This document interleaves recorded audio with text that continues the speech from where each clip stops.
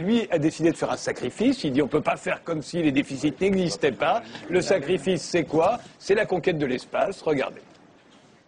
Parce que 12 Américains avaient marché sur la Lune. L'humanité pensait pouvoir y retourner quand bon lui semblerait. La réalité du monde économique vient de fracasser cette idée. Barack Obama a fait ses comptes, l'Amérique n'a plus les moyens. Nous ne pouvons pas continuer à dépenser comme si les déficits n'avaient pas de conséquences, comme si cela n'avait aucune importance et traiter les dollars des impôts comme de l'argent du Monopoly. Fini les fusées Ares, qui devaient permettre aux astronautes d'installer une base permanente sur la Lune.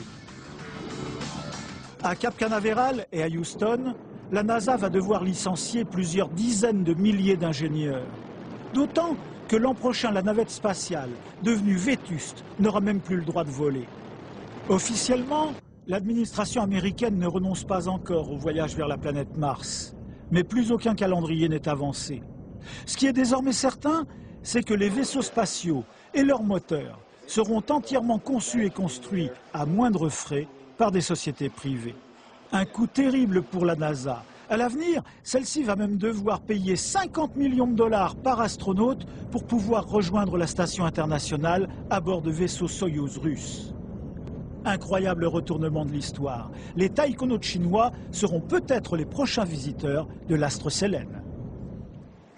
Alors, cette émission touche à sa fin, donc je vais vous demander à tous qu'il faudrait que nous on sacrifie, parce que si les Américains ont sacrifié quelque chose, c'est certainement qu'il faut que nous aussi on sacrifie quelque chose. Peut-être est-ce que c'est de la poudre aux yeux, vous me le direz, mais on ne peut pas faire comme s'il ne s'était rien passé et qu'il suffit comme ça d'attendre que les choses s'arrangent pour qu'elles s'arrangent. Avec Paul Jorion, qu'est-ce qu'il faut qu'on sacrifie moi, alors non, moi, j'ai le dans sentiment... le tonneau des Danaïdes Oui. de la dette?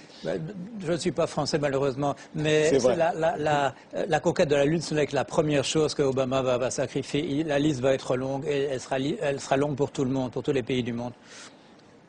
François de Causet? Oui, je pense aussi que nous aurons à sacrifier dans les niches fiscales.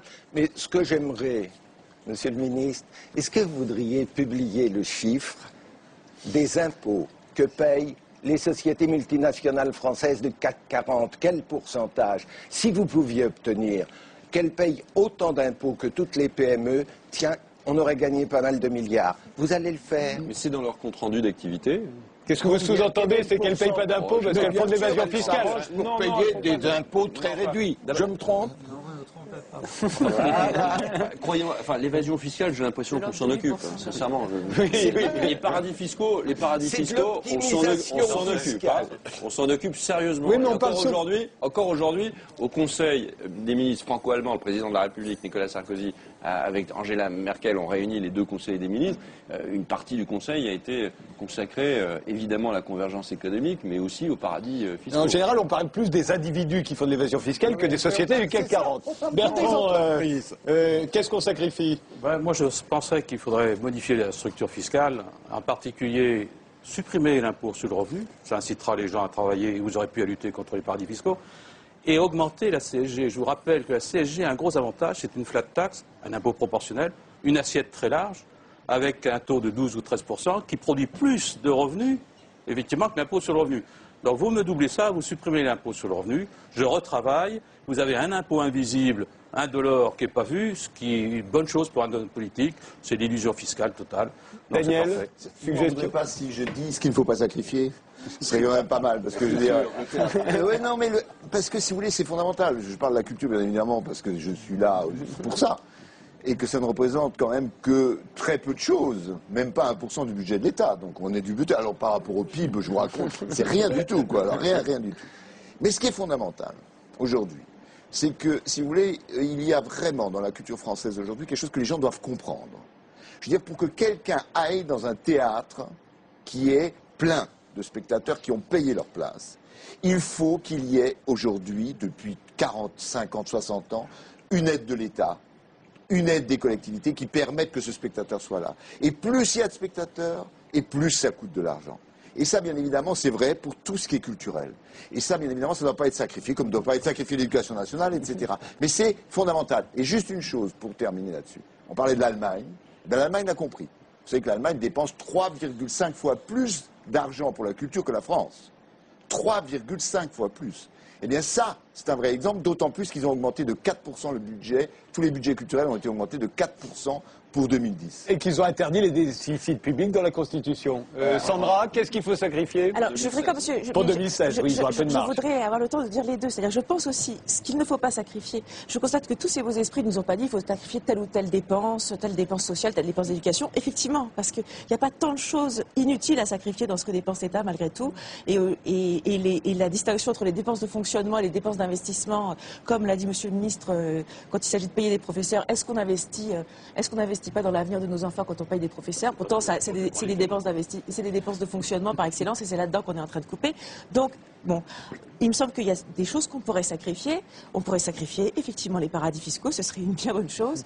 On pourrait sacrifier aussi, pour commencer, peut-être plus à notre portée, les différents cadeaux fiscaux qui ont été faits aux contribuables les plus riches depuis bientôt 8 ans ou 10 ans, même 10 ans on peut le dire, et qui représentent que si on prend impôt sur le revenu, impôt sur les successions, et essentiellement, voilà, c'est ça, de l'ordre d'un manque à gagner de 25 milliards par an pour l'État.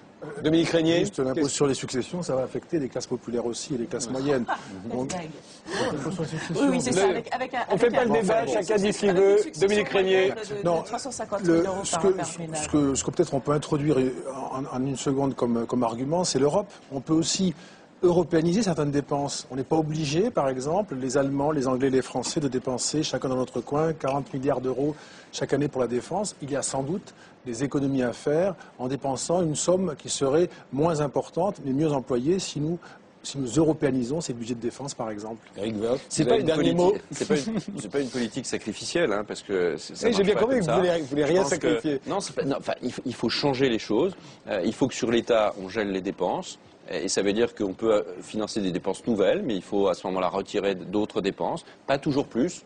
Il faut, sur la sécurité sociale, réfléchir à nos régimes de retraite et avoir une politique responsable sur ce sujet. Et dans le domaine de l'assurance maladie, il faut se dire qu'on dépensera toujours plus parce que les progrès médicaux seront là, parce qu'on vieillira, mais qu'en même temps, en face de cela, il faut aussi limiter ce rythme d'évolution de la dépense par une organisation meilleure de notre système de soins. Et puis pour les collectivités locales, qui dépensent à peu près 6% de plus chaque année, elles doivent dépenser, 3 fois moins. Merci tous les 7 d'avoir participé à la 429e émission de Ce Soir ou Jamais. La 430e n'aura pas lieu lundi, mais mardi. Ce sera la revue de presse du mardi. Lundi, il n'y aura pas d'émission.